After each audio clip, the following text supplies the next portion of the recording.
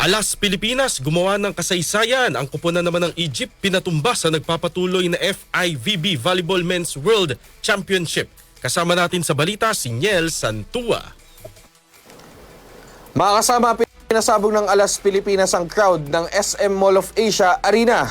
Ito'y matapos masungkit ang makasaysayang unang panalo ng bansa sa FIVB Men's World Championship ng pabagsakin ng world's number 23 na Egypt sa 4 na set sa 3-1 standings.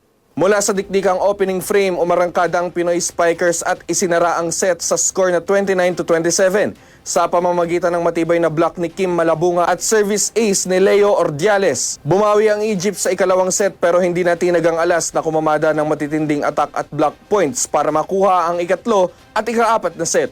Bumida si Brian Baguna sa opensa gamit ang mabibigat na spike habang nagpakita ng matinding floor defense si Mark Espejo at Rex Intal. Sa likod ng sigawan ng home crowd, ipinakita ng Alas Pilipinas ang tibay na kanilang puso at composure sa laban. Ang historic win na ito ang nagsisilbing unang tikim ng Pilipinas ng panalo sa Men's World Championship.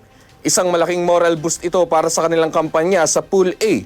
Samantala, ang susunod na makakalaban ng Alas Pilipinas ay ang team ng Iran sa Huwebes, September 18, alas 5:30 ng hapon bilang bahagi pa rin ng Pool A sa FIVB Men's World Championships.